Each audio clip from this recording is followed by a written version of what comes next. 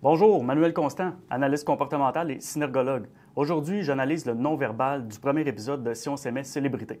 Et je commence ça immédiatement parce qu'il y a énormément d'informations à relever là. Deux petites règles qui sont très importantes pour moi. Première des choses, je ne vais absolument pas juger l'approche thérapeutique. De toute manière, je n'ai pas les compétences pour ça. Autre règle très importante pour moi, je ne vais pas juger les participants, ni leurs valeurs, ni leur choix de vie, ni leur façon d'être. Tout ce que je vais me permettre de faire avec vous, c'est de relever les éléments du langage corporel qui m'apparaissent hyper pertinents parce qu'il y en a tellement dans cet épisode-là que j'aurais pu y passer la nuit. Mais je vais relever uniquement les plus pertinents, mais on va toujours tourner alentour du langage corporel. Est-ce que des fois, je ne vais pas aller un petit peu dans les traits de personnalité parce que c'est un sujet que je maîtrise aussi? Oui, on va y aller, mais pas beaucoup. Donc, on va se concentrer sur l'essentiel. Donc, je vous amène immédiatement dans la rencontre entre Annick et Michel. Bonjour. Allô, ça va bien? Ça va très bien, merci. Moi, c'est Michel. Je veux juste souligner déjà quelque chose en partant. Michel arrive dans sa date. Là, c'est vraiment un contexte de first date. Michel arrive dans sa date, puis non seulement il n'initie pas la bise, mais il n'y a pas non plus de poignée de main. Il n'y a rien de pas correct là-dedans, c'est juste qu'on pourrait dire que c'est inorthodoxe. C'est-à-dire qu'il y a très peu de gens dans cette même situation-là qui feraient ça. On s'attendrait à recevoir ou à offrir la bise d'une manière peut-être un peu plus distancée ou plus froide, peut-être une poignée de main, mais au moins il y aura un contact physique, c'est ce qu'on s'attend à avoir ou à recevoir dans ces cas-là. Donc là, il n'y a rien de ça qui est fait. Michel s'assoit en partant. Je ne vais pas plus loin que ça, je vais juste dire que c'est peu habituel. On poursuit.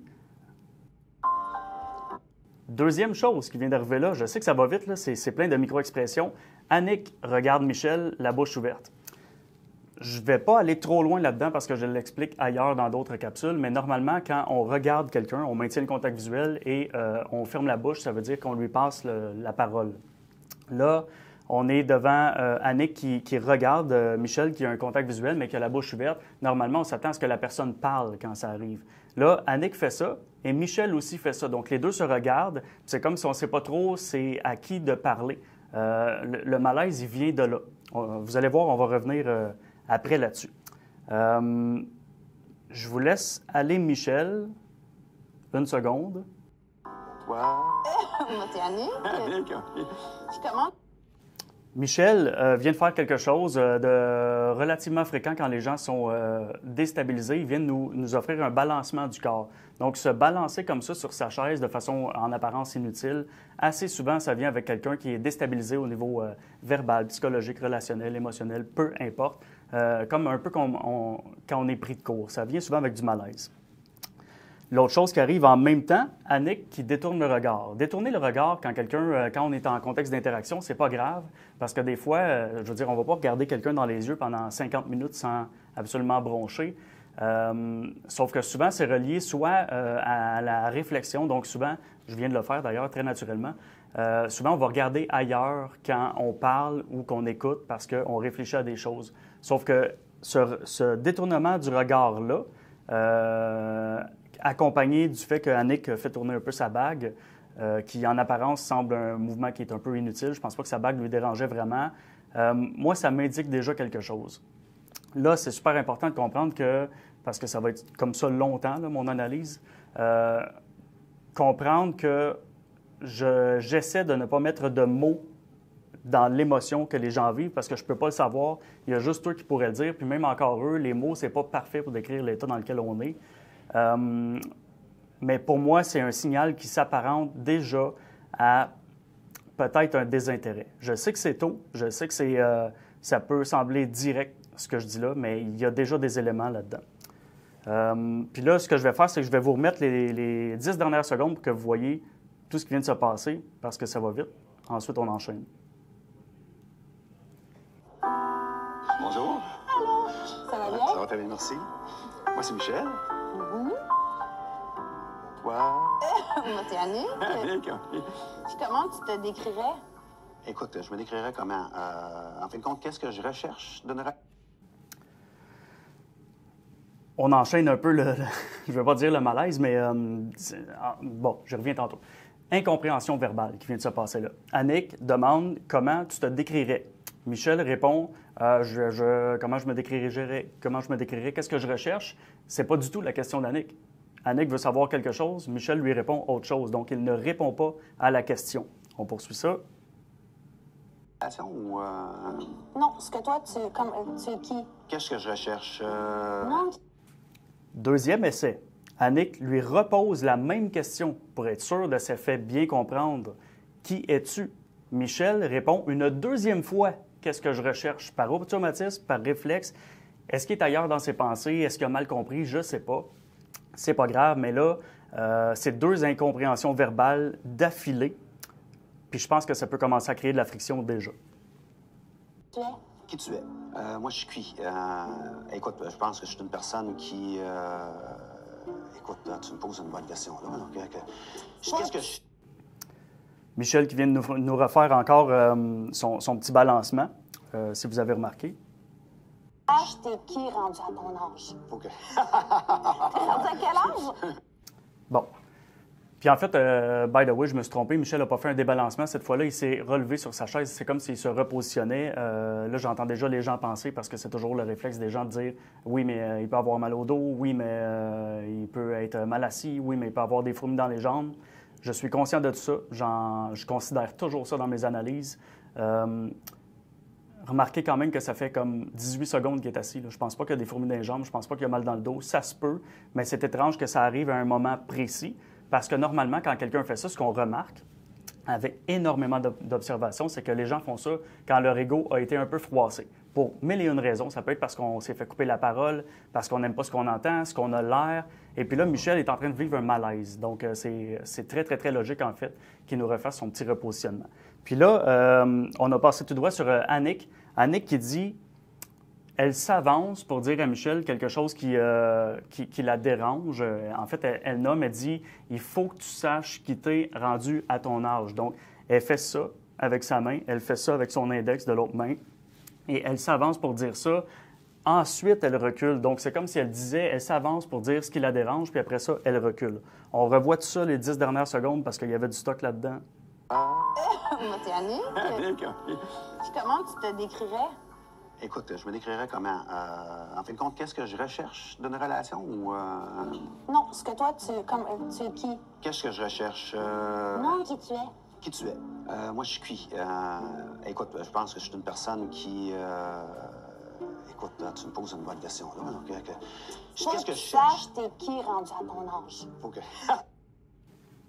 J'ai manqué un petit peu l'image. Il y a une seconde, Annick, quand elle a terminé de dire ce qu'elle a à dire, qui est un propos un peu tranchant, mais elle nomme ce qui la dérange.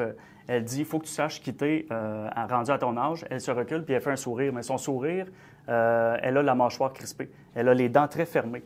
Avoir la mâchoire crispée, normalement, c'est signe de stress, peu importe c'est quoi la source de stress. Donc là, il y a deux éléments là-dedans. Je pense que Annick se sert du sourire, puis c'est très inconscient tout ça. Annick se sert du sourire parce que le message qu'elle vient de passer, c'est quelque chose d'un peu rude, si on veut. C'est pas un compliment qu'elle vient de faire. Il faut que tu saches quitter rendu à ton âge. Puis là, après ça, je pense que le sourire sert à velouter un peu le truc. C'est ça du charisme puis de la représentation sociale. Tout le monde fait ça, c'est normal. Mais le sourire, on pourrait en parler en long et en large. C'est pas un vrai sourire. C'est pas un sourire ressenti. Il y a des indicateurs qui ne sont pas présents là. Et en plus, il y a la mâchoire qui est crispée, signe de stress relatif. Puis là, on a d'autres choses qui viennent de se produire ou qui est en train de se produire exactement là. C'est Michel qui rit. Donc, Michel, ha, ha, ha, ha, ha. Il vient de se faire dire, il faudrait qu'à ton âge, tu saches quitter. Ha, ha, ha, ha, ha. Il n'y a absolument rien de drôle là-dedans. Mais Michel rit. Savez-vous pourquoi? Parce qu'on se rend compte, quand on regarde les rires toute la journée, de n'importe qui, même les nôtres, qu'environ 80 du temps, quand on rit, c'est du malaise. Ça meuble le silence, ça dénote un inconfort, et environ une fois sur 5, c'est vraiment parce que c'est drôle. Donc, c'est très normal. Michel n'est pas anormal là-dedans. On le fait tous, 100 fois par jour.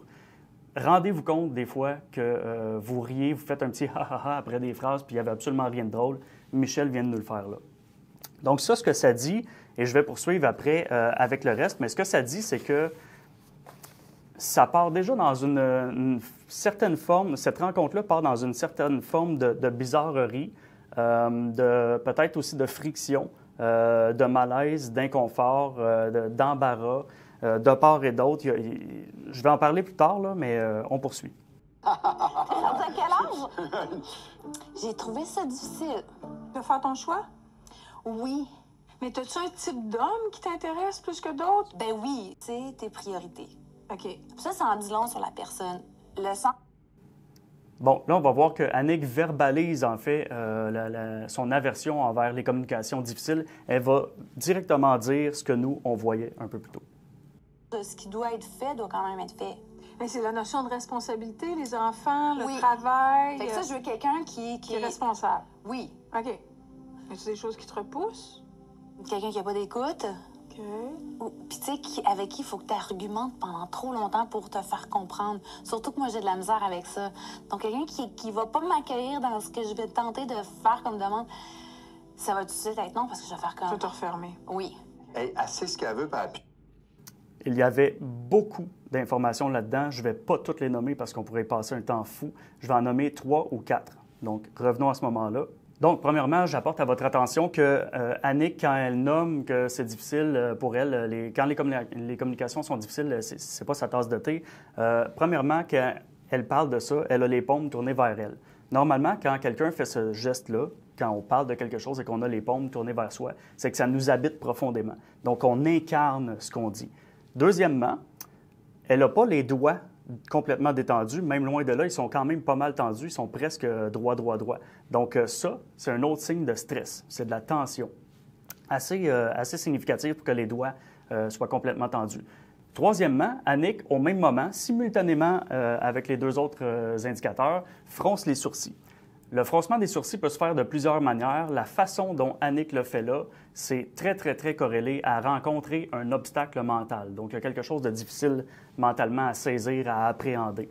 Puis là, elle est en train, tout ça, ça se passe quand elle explique que pour elle, quand les communications sont difficiles, peu importe comment elle dit ça, là, ça ne fait pas son affaire. Donc, qu'est-ce qu'on peut retirer de ces 3 indicateurs-là en même temps lorsqu'elle parle? Bien, c'est que le verbal et le non-verbal sont très cohérents, mais on voit que la puissance du non-verbal nous démontre que, pour elle, les communications difficiles, c'est une grosse source de stress. Moi, j'irais jusqu'à m'avancer pour dire que ça, dans un couple, pour elle, c'est un deal-breaker total. Donc, pour cette raison-là, je ne me suis pas rendu plus loin dans l'émission. J'ai aucune idée de ce qui va arriver, mais pour cette raison-là, je pense que Annick ne choisira pas Michel. Et j'ai pas vu la fin de l'émission, là. Donc, on revoit le tout. Les enfants, le Oui. travail. Fait que ça, je veux quelqu'un qui est responsable. Oui. OK. As-tu des choses qui te repoussent? Quelqu'un qui n'a pas d'écoute.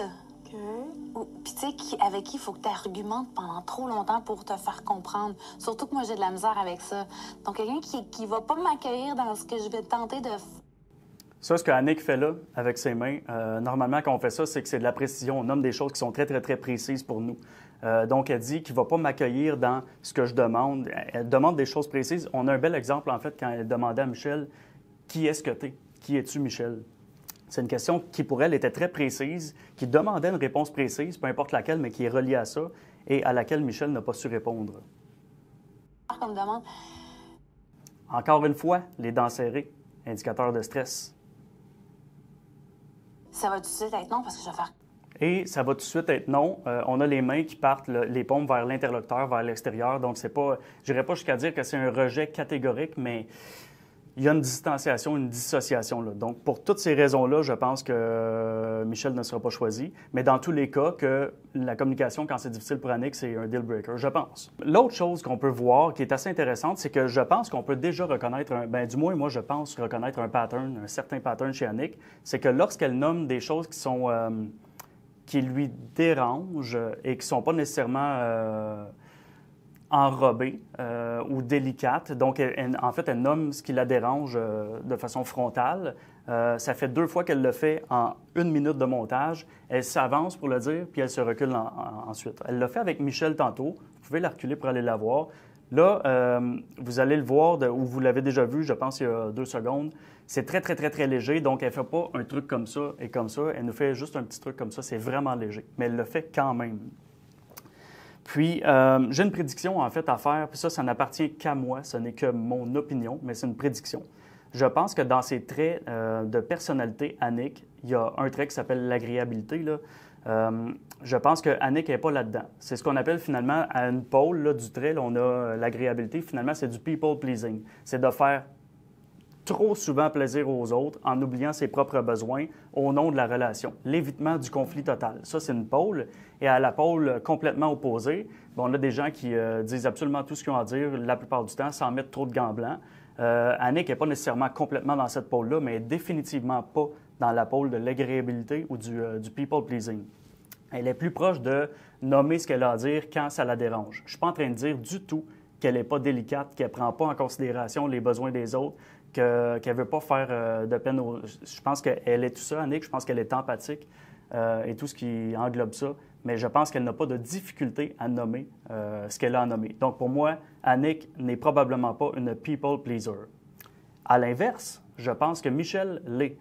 Je pense que Michel a tendance, probablement, dans sa vie... Et là, c'est très court. Hein? J'ai eu 8 secondes de Michel pour me faire une idée, mais dans sa façon d'être, dans sa façon de non-verbale surtout, il y a eu plusieurs éléments qui concourent pour corroborer à penser qu'il pourrait être un people pleaser. Et même s'il ne l'était pas dans le reste de sa vie et que ce n'était pas un trait de personnalité, il l'a définitivement été avec Annick. Donc, il tentait de lui plaire. Il ne voulait surtout pas lui déplaire et confronter. Après, c'est pas suffisant pour établir un trait de personnalité, là, regarder quelqu'un pendant 8 secondes, mais j'ai rarement vu, voire jamais vu dans ma vie, quelqu'un qui est très people pleaser dans un moment de sa vie, là, mais très, très, très, très, très, là, profondément, puis qu'il ne l'est pas jamais ailleurs. Normalement, c'est une tendance qui se maintient, tout contexte confondu. Mais ça, c'est juste mon opinion. Je m'amuse. On poursuit ça. Tu peux te refermer. Oui. Hey, assez ce qu'elle... Ce que disent Marie-Ève et Jean-François à ce moment-là, c'est vraiment pas important. Moi, je veux juste vous parler d'un concept qui veut que quand on s'entend bien avec quelqu'un, quand il y a une grande aisance relationnelle, émotionnelle avec quelqu'un et quand il y a une connexion ou une attirance ou tout ça ensemble, les corps des gens ont tendance à se rapprocher dans l'espace. Donc, quand on apprécie quelqu'un et qu'on sent qu'on est à l'aise, que c'est naturel, les corps se rapprochent puis ça se fait tout seul. Ça se fait debout, donc c'est la fameuse bulle qu'on met avec les gens. Ça se fait debout, ça se fait aussi en position assise, et non seulement la distance qu'on met entre nous et l'autre a une incidence, mais ça se fait aussi dans l'angle, dans l'axe du corps. Donc on peut littéralement se pencher comme Jean-François et Marie-Ève font là, ça forme un peu un A. Donc non seulement ils sont très proches, mais ils forment aussi un A, et ça se fait même juste avec la tête des fois. Marie-Ève le fait présentement, elle a la tête penchée vers Jean-François. Donc pour toutes ces raisons-là, on peut penser que là, dans le moment présent, ils sont très connectés, très à l'aise. Ça soulève un point très important dans toutes mes analyses, celle d'aujourd'hui comme celle d'autre part. Vous savez, l'analyse du non-verbal, c'est une science de l'interprétation de l'immédiat. Donc, on ne peut pas émettre des théories sur qu'est-ce qui se passe dans 5 minutes ou qu'est-ce qui s'est passé il y a 5 minutes. Ce qu'on voit, c'est ce que le corps vit là, ce qu'il nous offre là. Donc là, je suis en train de dire que ces deux personnes-là, Marie-Ève et Jean-François, sont probablement en forte connexion. Évidemment, là, vous allez me dire, ils sortent ensemble, mais même quelqu'un qui ne le savait pas, il ne serait pas obligé d'être si collé que ça, que juste l'angle du corps des gens peut nous donner un indicateur. Après, ça ne veut pas dire qu'ils vont rester connectés comme ça toute leur vie, puis les gens que vous voyez non plus. Je voulais juste vous apporter le concept des corps. Parce que, by the way, l'inverse est aussi vrai. C'est-à-dire que les gens qui ne s'apprécient pas, quand on a une aversion, un froid, un malaise avec quelqu'un, les corps ont tendance à s'éloigner naturellement dans l'espace. Suivant, j'enchaîne avec Maxence. Okay. Peu importe ce qui va être à l'intérieur, il y a comme vraiment 10 points d'avance. T'étais-tu populaire à l'école, toi?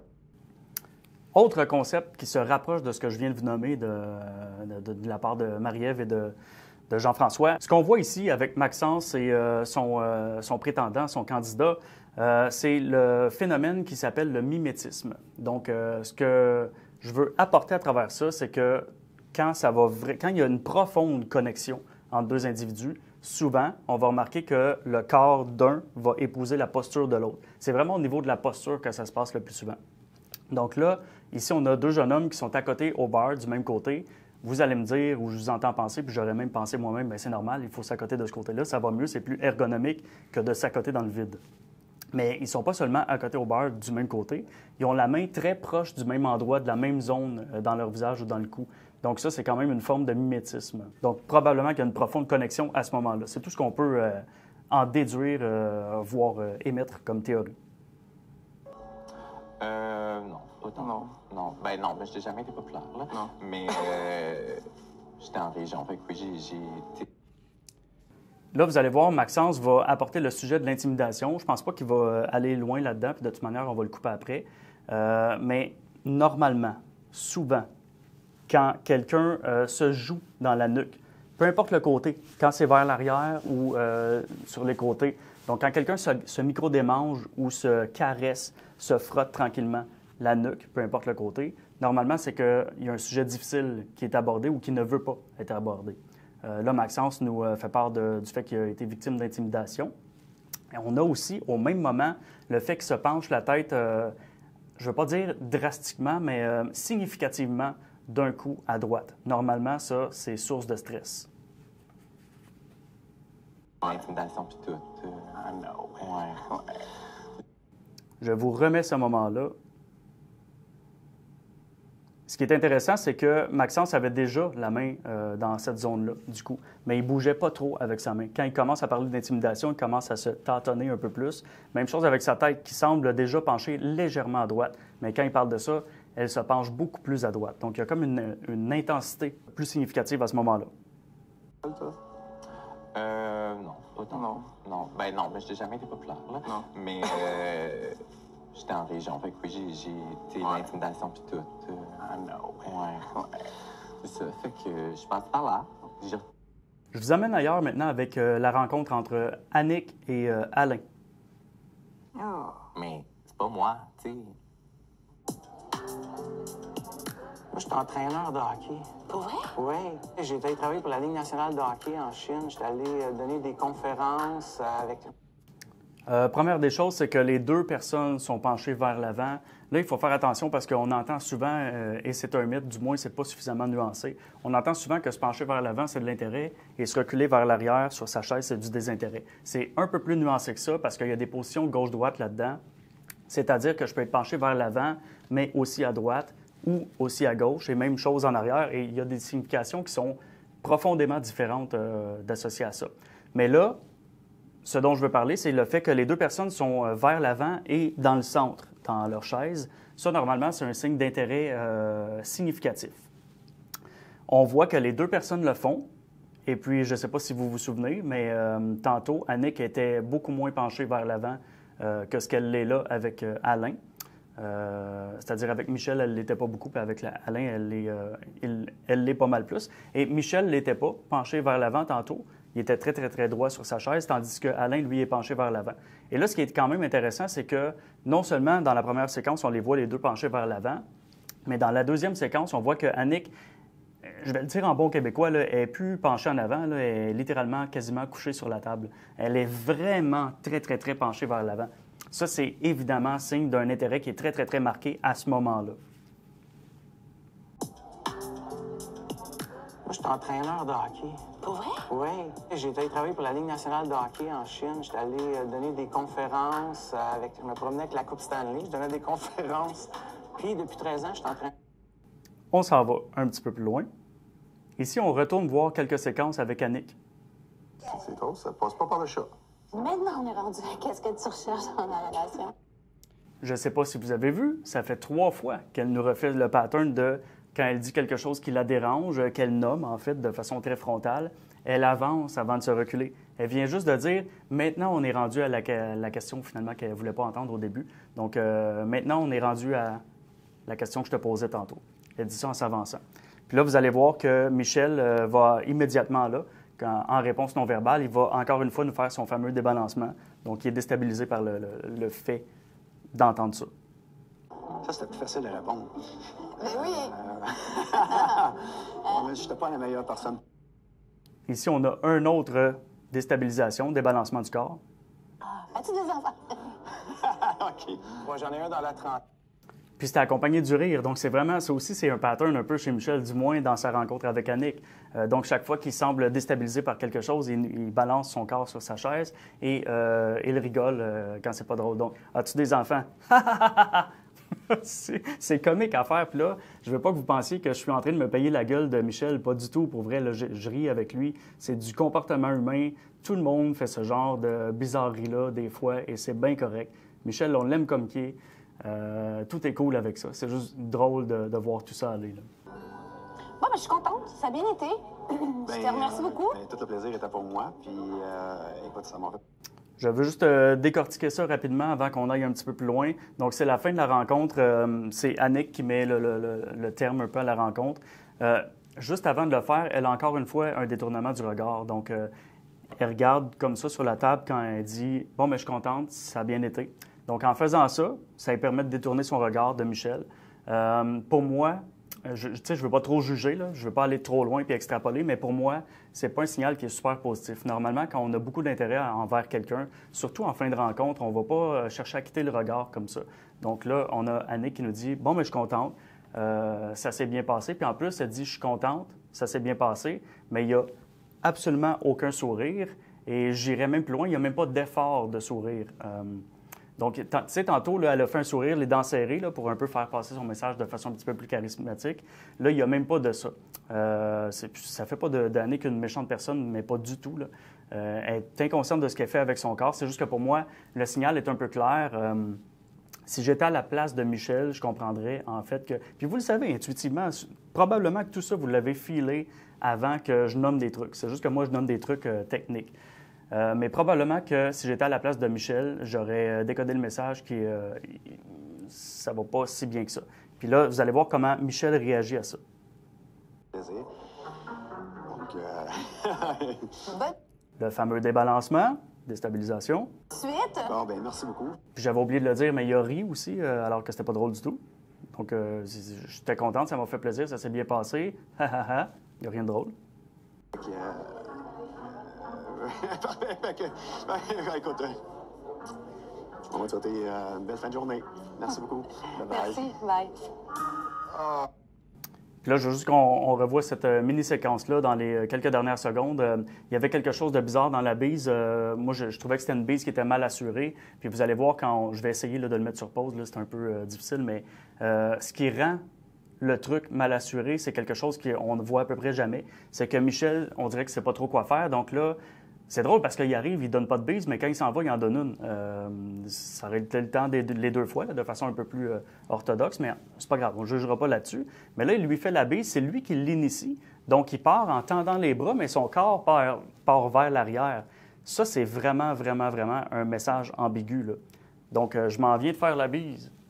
C'est vraiment très ambigu comme message. Donc, ça envoie pas un message de confiance, d'envie, de motivation. Donc, il y a du malaise là-dedans. Il y a de l'embarras, là, on ne le juge pas du tout. Mais c'est ce qui rend le moment awkward, bizarre. On revoit ça un petit peu. Bon, ben, je suis contente. Ça a bien été. Je te remercie beaucoup. Tout le plaisir était pour moi. Puis, écoute, ça m'a fait plaisir. Donc, Bonne suite. bon, ben merci beaucoup. Fait que, parfait. Fait que, écoute, on va te souhaiter une belle fin de journée. Merci beaucoup. Bye-bye. Merci. Bye. Donc, on va s'arrêter là pour ça, mais pour ce segment-là. Mais le fait de dire bonne suite, ça ne veut pas dire j'ai hâte de te revoir, là. Donc, vous comprenez qu'il y a le verbal puis il y a le non-verbal à décoder, mais même le verbal est très clair. Ça veut un peu dire j'ai compris. On ne se reverra pas. Je ne sais pas si c'est ça qui va arriver, mais je serais très surpris que c'est Michel qui choisisse. Donc, en conclusion, pour la rencontre de Annick et Michel, je n'irai pas dans le jugement du tout, là. Je pense que vous en conviendrez. Je pense que tout le monde pourrait s'entendre pour dire que c'était tout sauf fluide. Point barre.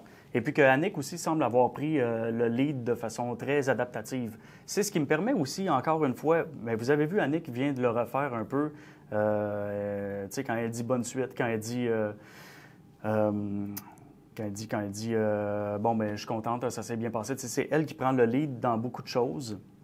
Et c'est justement relié au trait de personnalité dont je vous parlais tantôt, qui n'est pas forcément le people-pleasing. Annick est sûrement quelqu'un qui prend beaucoup d'initiatives dans la vie, qui prend le lead et puis justement qui ne met pas toujours des gants blancs pour dire ce qu'elle a à dire. Donc, je pense qu'elle dit les choses quand ça lui dérange, au moment où ça lui dérange, la plupart du temps, évidemment en essayant de ne pas trop faire de peine aux autres, mais je pense que c'est un trait caractéristique chez Annick. On s'en va avec Alain maintenant. Oui. Je t'ai amené un petit quelque chose. Oui. C'est pas grand-chose. Non, non, non. C'est pas comme un cadeau, j'essaie pas de t'acheter. Non, non, non. Je veux juste que tu réalises un peu qui je suis. Ça va te donner une bonne description de qui je suis. Juste avant qu'on poursuive, je veux juste vous dire que moi, ce que je vois en Alain, c'est que, contrairement à Michel tantôt, lui, Alain, il ne fait pas de balancement sur sa chaise, il n'y a pas de repositionnement, il y a toujours beaucoup d'aplomb dans sa position. Il est vers l'avant, on le voit souvent avec Annick, oui, position d'intérêt, mais vous allez voir aussi que dans son discours, il y a beaucoup d'aplomb quand il parle. Il n'est pas en train de marcher sur ses œufs pour essayer de faire plaisir puis de voir la réaction d'Annick de « Ah, est-ce que je dis la bonne chose au bon moment? » Vous allez voir, il dit ce qu'il a à dire. Pour moi, c'est un trait caractéristique de quelqu'un qui n'est pas non plus un people pleaser. Donc, selon moi, déjà, je pense qu'on est en présence de 2 personnes qui ne sont pas nécessairement des people pleasers et 2 personnes qui prennent des initiatives relatives.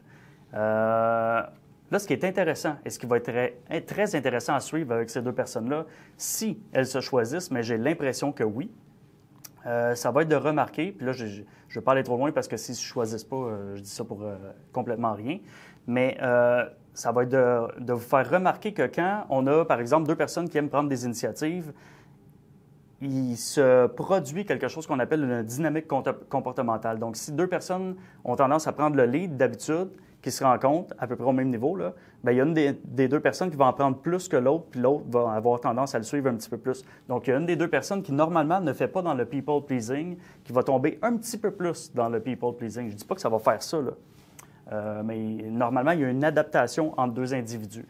Et justement, quand il n'y a pas d'adaptation, c'est là que les personnalités, ça clash, puis les gens ne s'entendent pas. Donc, 2 personnes qui sont people pleasers, c'est bien rare que ça s'entende ensemble. Et 2 personnes qui ne sont pas du tout people pleasers et qui prennent beaucoup d'initiatives, qui disent les choses chaque fois qu'il y a quelque chose qui les dérange, c'est rare aussi que ça reste ensemble parce que ça prend un plus, un moins, un petit peu, là. C'est un sablier, c'est ça? Oui. Avec un petit sourire.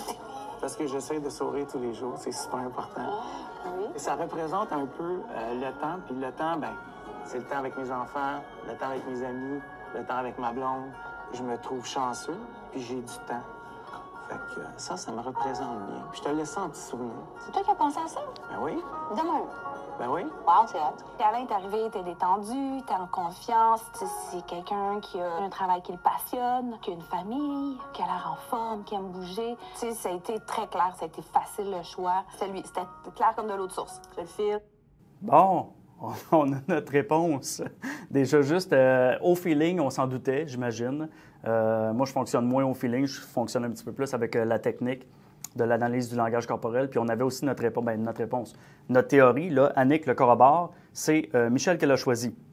Et elle nomme aussi qu'il était détendu, il était en confiance. Donc, c'est des éléments qu'on avait quand même vus, surtout la confiance.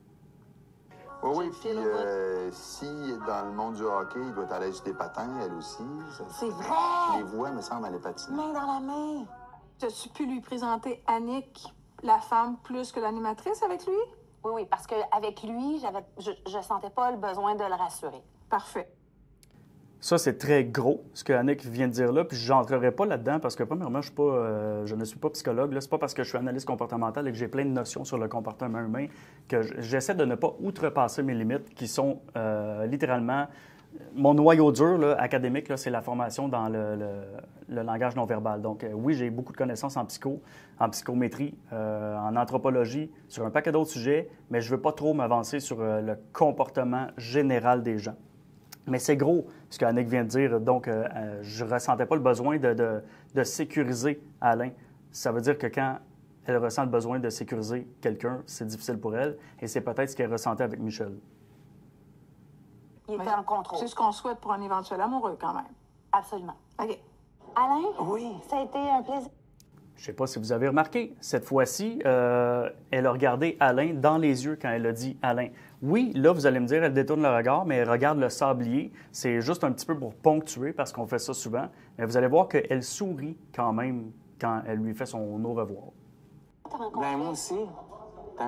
Tantôt, avec Michel, il n'y en avait pas de sourire dans le fameux adieu. Justement, tantôt, c'était plus un adieu. Là, c'est plus un au revoir. Un beau sourire, t'as l'air bien sympathique. Puis pense t'as que oui. plein de sincérité dans tes yeux aussi, je trouve. Et je dis qu'elle sourit, mais je vais quand même faire un petit bémol parce qu'elle n'est pas super non plus expressive, Annick. Je pense qu'elle est très, très, très en contrôle, puis c'est quelqu'un qui prend son temps, qui est probablement vigilante. Puis je ne veux pas aller dans la psychanalyse puis dans ce qui s'est passé dans ses autres relations, je ne vais pas là. Mais je pense qu'elle est vigilante, elle prend son temps, puis elle est en contrôle d'elle-même, de ses émotions la plupart du temps. On s'en va voir Alain. Perception d'Annick, là, comme femme. Ben, on va dire en partant, en la regardant, c'est comme wow, là. C'est OK. une super belle fille. OK. Mais c'est pas avec ça que je recherche. Vous vous souvenez ce que je vous ai dit tantôt avec le geste quand la paume est tournée vers soi? Donc, ça nous habite, on incarne ça. Donc là, il dit que c'est pas seulement ça qu'il recherche, la beauté physique. Il incarne son discours. C'est un bon signal, là. Donc, non, je n'utiliserai pas l'expression impropre pour dire que, justement, moi, ça me démontre qu'Alain, il est probablement pas là juste pour niaiser, là. De toute façon, on s'en doute, là, mais...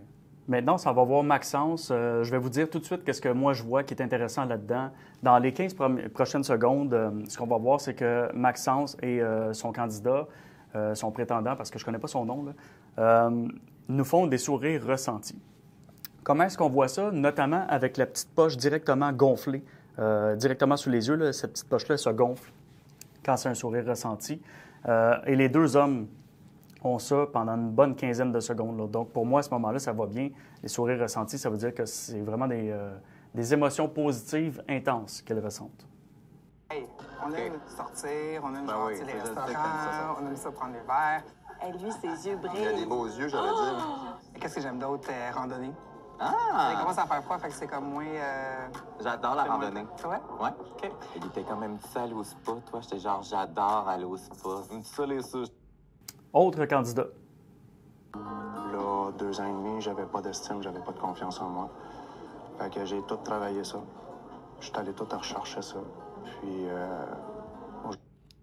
Je vais faire très attention à ce que je dis parce que des fois, c'est pas toujours parfait hein, quand on parle. Là, puis même si je fais toujours attention pour être prudent dans mon discours puis ne pas juger les gens, des fois, on peut prendre des petits bouts de phrases là, puis c'est pas... ça manque de délicatesse. Mais moi, je vois je veux pas dire un red flag, il y a quelque chose qui me chicote là-dedans. Le candidat qui nous dit il y a 2 ans, j'avais un manque de confiance, puis ce qu'on remarque, c'est que son volume de voix est très, très, très faible. Le volume de voix faible chez quelqu'un, quand c'est quelqu'un qui parle toujours comme ça, là, je parle pas de quelqu'un qui chuchote parce qu'il ne faut pas faire de bruit, mais normalement, quelqu'un qui parle faiblement, il y a un faible volume de voix, c'est très souvent corrélé au people pleasing, à une agréabilité qui est très haute. Et ça vient aussi souvent avec une estime qui n'est pas si haute que ça, ou du moins pas une confiance inébranlable, comme plutôt quelqu'un qui ressemblerait un petit peu plus à Annick, même s'il n'est pas dans une extrême, là. Donc là, je pense qu'on n'est pas devant quelqu'un qui a une grande, grande, grande confiance en lui. Il dit qu'il y avait ce genre de problème-là dans sa vie il y a 2 ans, mais moi, j'aurais tendance à penser que ça n'a pas changé tant que ça, ou du moins que c'est pas quelqu'un qui a une grande confiance en lui. Donc, il y a un genre d'incohérence, puis là, il faut faire attention. Je ne porte pas de jugement assis là-dessus. Je ne suis pas en train de dire c'est sûr que c'est ça, mais c'est quelque chose qui me chicote déjà. Après ça, il faudrait connaître ce candidat-là, puis je ne sais pas si on va le revoir, là. aujourd'hui, j'en suis fier du travail que j'ai fait. Ah, c'est cool. Ouais, ça fait un grand plaisir. Ouais, merci. Puis, pour te dire, moi, j'aimerais bien ça, me faire choisir par toi. Bon, encore une fois, ce même maudit trait de personnalité-là, que tout le monde a d'ailleurs, hein, on se retrouve en quelque part, c'est soit une pôle, soit l'autre, ou n'importe où entre les deux, puis c'est plus souvent en quelque part entre les deux. Mais là, je ne connais pas le nom de ce candidat-là, mais on est devant quelqu'un qui ne fait pas nécessairement dans le people-pleasing. Il vient d'affirmer quelque chose de très frontal, là. Moi, ça me ferait plaisir que tu me choisisses. C'est beaucoup de confiance, dire ça. Beaucoup de confiance. C'est pas tout le monde en dating qui va sortir ce genre de phrase-là. Je ne sais pas ce que l'avenir nous réserve pour connaître ce candidat-là, mais je serais ravi de savoir si finalement c'est quelqu'un qui dégage un certain niveau de confiance, parce que moi, je pense que oui. Très cool. All right? Fait que t'as fait le bon choix. J'ai choisi le seul que j'avais pas l'impression que j'allais porter. C'est un gars qui a... Quel est son nom, cette charmante dame, Sophie? Sophie, qui nous dit quelque chose de très similaire que Annick a dit tantôt. J'ai choisi le seul que j'avais pas l'impression de porter. C'est un drôle de pattern hein, chez les femmes et les hommes. J'irai pas plus loin là-dedans là, parce que je veux pas tomber dans la psycho, puis encore moins dans la psychopop. Mais de toute manière, elle vient de nous dire qu'elle l'a choisi probablement pour sa confiance, ou du moins quelque chose qui s'en rapproche. Et on voyait déjà que le candidat semblait confiant. OK, là, on s'en va avec Joanie, puis je veux vous montrer quelque chose qui est en lien avec le montage vidéo. Ça fait longtemps que tu es célibataire? 15 ans à peu près. OK. Ouais, depuis COVID, je fais de la thérapie. OK, J'ai ouais. un gros blocage, fait que c'est... Est-ce que tu t'imaginerais partant pour ce type d'aventure-là? Je pourrais pas dire que j'ai une connexion, là, par rapport à... Mais je comprends, Ouais. mais... Fait que, bye. Ah, la magie du montage. Faites attention au montage, les amis. Ça, c'est clairement un montage. J'en mettrais ma main au feu. Je ne peux pas le savoir, mais j'en mettrais ma main au feu. Je vous explique pourquoi. On s'en fout, c'est de la télé-réalité, ça nous fait réagir. On veut manger du popcorn puis se taper dans les mains quand on écoute ça. Mais je serais très surpris qu'il n'y avait pas au moins une phrase entre ces deux affirmations-là. Je pense pas que Joanie nous ait sorti ça comme ça, juste un « ah ben bye ». Premièrement, parce que moi, j'ai des indicateurs qui me font penser que Joanie est dans le people-pleasing. Donc, fait beaucoup plus dans l'agréabilité que dans quelqu'un qui va dire OK, tu considères qu'il n'y a rien à faire avec nous deux. Bon, ben bye. C'est très brutal, là. Donc, suffit au montage d'enlever tout ce qu'il y a entre l'affirmation du jeune homme qui dit qu'il n'y a pas trop d'intérêt et la phrase finale de Joanie qui dit « bon, ben bye ». Mais tout ce qu'il y a entre les deux, on ne le voit pas. Suffit qu'on fasse ça au montage pour qu'on ait l'impression que Joanie ait dit ce qu'elle avait à dire. Puis là, waouh, ça fait de la magie, c'est spectaculaire. Donc, il faudrait demander à Joanie, là, mais je serais vraiment surpris que ça se passe comme ça. Et sur quoi je me base pour dire ça, c'est que, premièrement, ça fait 9 ans que je suis dans l'analyse non verbale des vidéos. Donc, des montages, j'en ai vu un puis un autre. Il y en a en masse du montage. Donc, tant que là, on voit Jean-François et Marie-Ève dans le même plan et il n'y a pas de coupure. Tant qu'on ne voit pas un même plan avec deux personnes et qu'il n'y a pas de coupure, on peut savoir qu'il ne peut pas avoir de montage.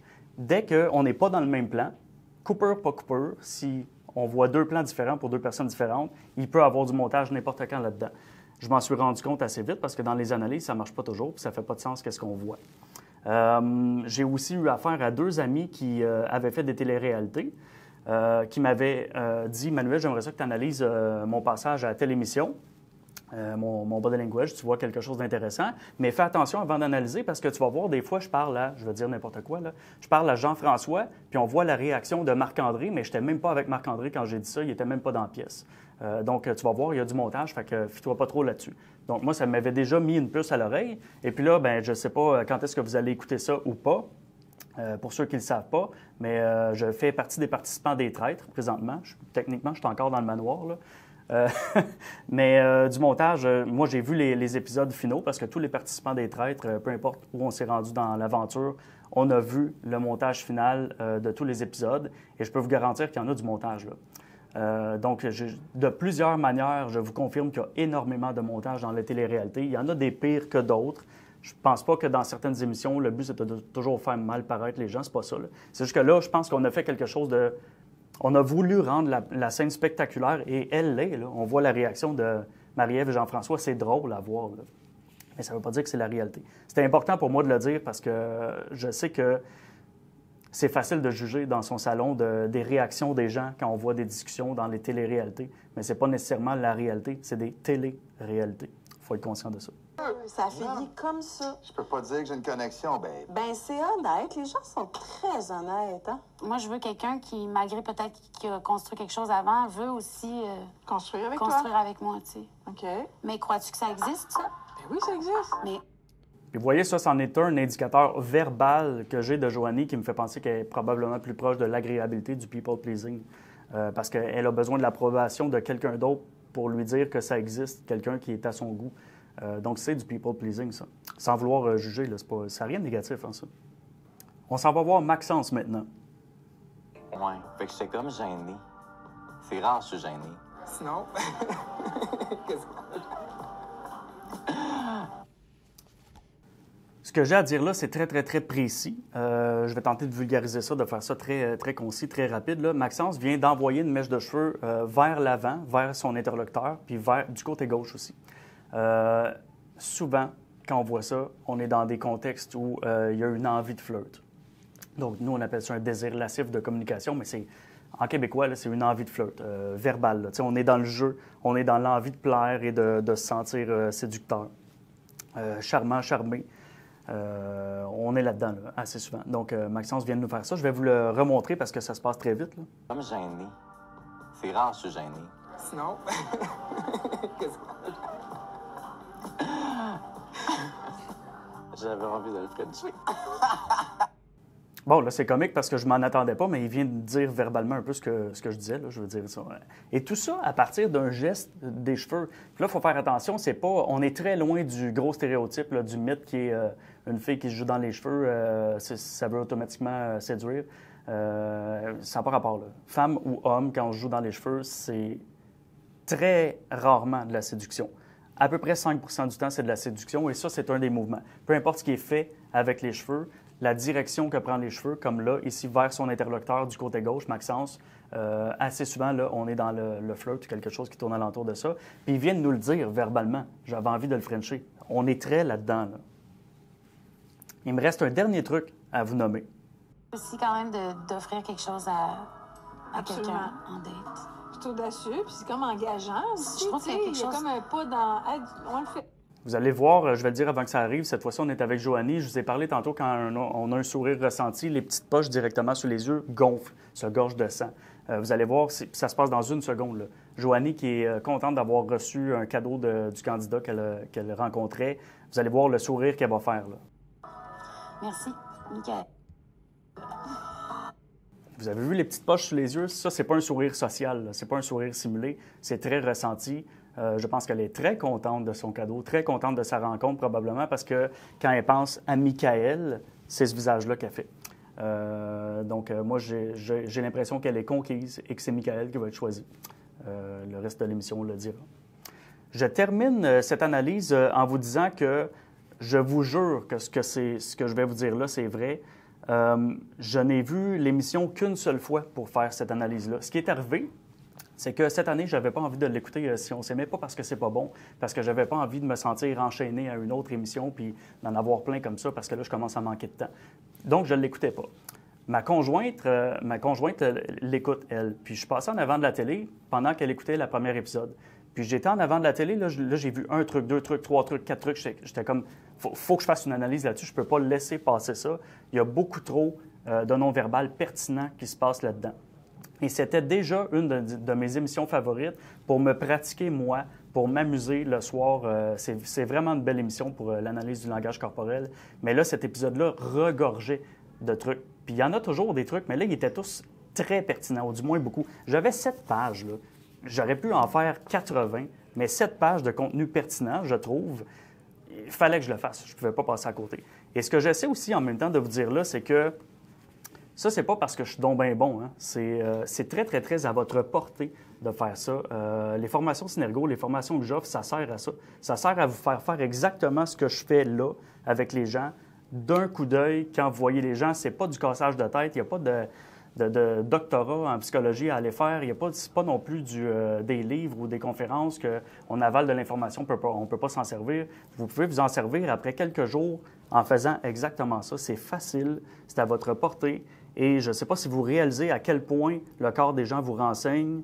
Ce qui est aussi intéressant, c'est que l'intuition, c'est le fun, mais ça a ses limites. Je discutais tantôt, j'avais un réseautage d'affaires, puis je discutais avec quelqu'un qui me disait que son intuition était super forte, mais ça, 100 des gens disent ça. Et c'est justement le contre-argument que j'avais à lui apporter. Je lui disais, je suis très d'accord, l'intuition, c'est génial. Puis on ne met pas ça à la vidange, l'intuition. Sauf que si on demande à 100 personnes de nous noter leur niveau d'intuition, on risque de se retrouver avec des personnes qui disent que leur intuition est meilleure que celle de tout le monde, ou est excellente, ou ils se trompent à peu près jamais. Ah, moi, quand j'ai un feeling sur quelqu'un, je ne me trompe pas.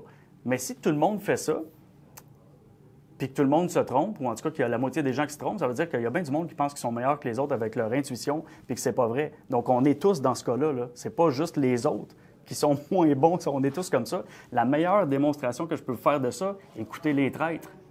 Regardez le monde aller. Tout le monde est convaincu, persuadé d'avoir trouvé un truc. On y va au feeling. Ça marche pas pantoute, le 3/4 du temps. C'est ça, l'intuition. L'intuition, c'est excellent pour survivre.